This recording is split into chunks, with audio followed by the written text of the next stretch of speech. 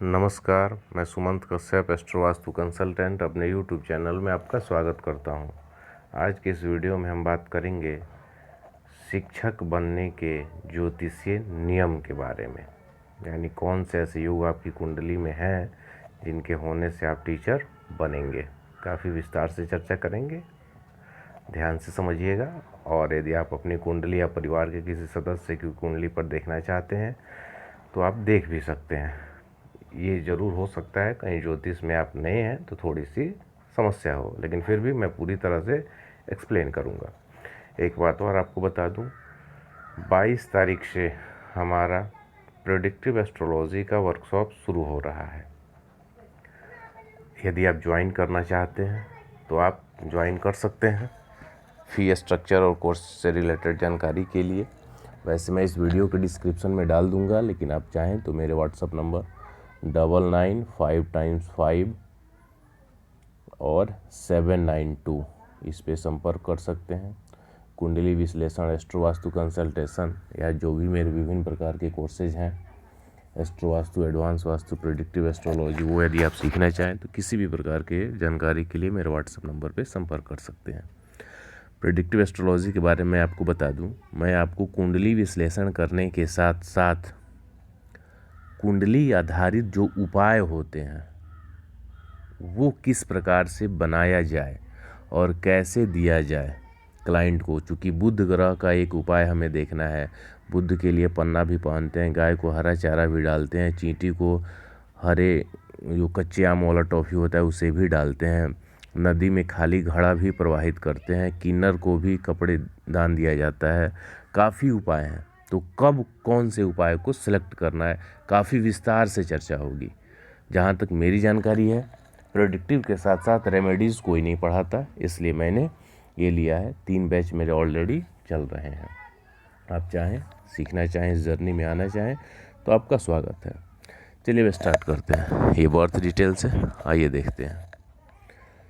किसी भी जातक के लिए यदि वो टीचर बनना चाहता है तो क्या क्या ज़रूरी है, क्या क्या आपको चेक करना है। दूसरा भाव, सेकंड हाउस,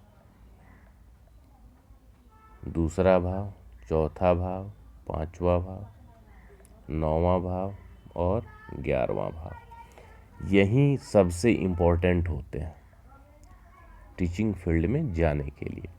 और यदि गवर्नमेंट जॉब में जाना है तो फिर 6ठा भाव भी महत्वपूर्ण हो जाता है।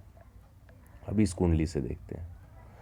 दूसरे भाव का स्वामी बुध 5वें में, 2 और 5 का संबंध बन गया।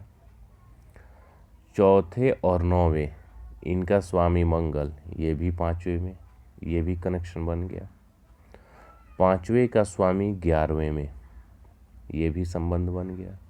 2, 4, 5, 9 और 11। साथ ही साथ 10म भाव जो कार्य क्षेत्र का है, इसका स्वामी शुक्र, फिर से मैं यहाँ पे बताता हूँ आपको।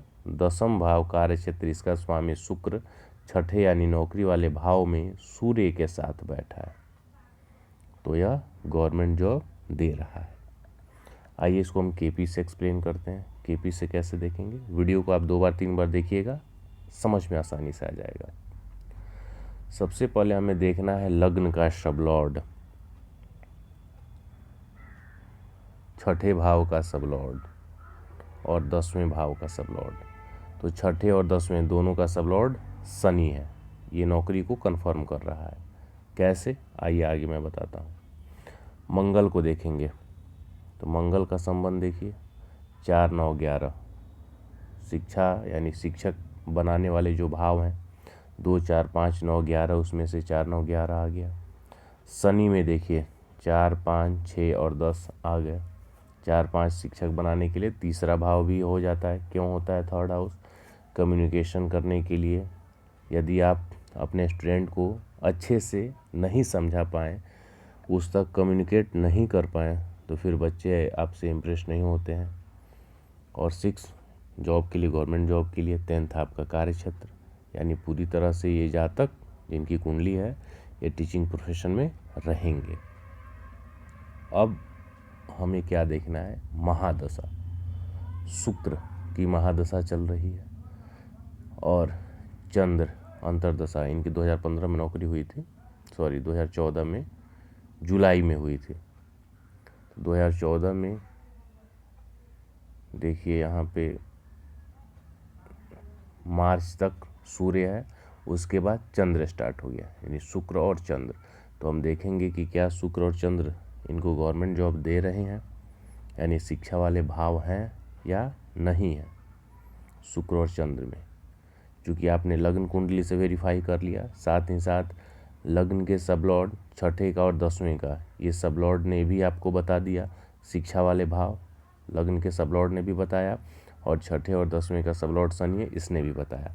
अब महादशा चल रही है शुक्र की। शुक्र में देखिए 5वां भाव शिक्षा का, 10वां भाव कार्य क्षेत्र इनका बनेगा।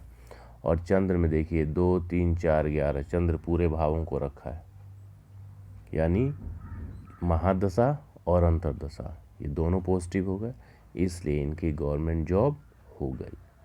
अब यहाँ हम एक बात करेंगे, ग्रह कौन कौन से ग्रह देखने चाहिए जो पॉजिटिव होते हैं शिक्षक बनने के लिए। बुध, गुरु और मेरे अनुसार शुक्र। मेरे अनुसार शुक्र क्यों? शुक्र इसलिए क्योंकि आज का एक भौतिक युग है, और इस समय जब तक आपका एक्सपोज़र नहीं होगा, ब्रांडिंग नहीं होगा, तब तक आप फेमस नहीं होंगे और बच्चों तक नहीं पहुंच पाएंगे। तो देखते हैं 2, 4, 11 बुध में देखिए शिक्षा के सभी भाव 2, 3, 4, 5, 11 पूरी तरह से मौजूद है, कोई इशू नहीं। गुरु में आइए 5, 8वां भाव भी है, क्या है? रिसर्च का है, नया नया रिसर्च की स्किल इनमें होगी।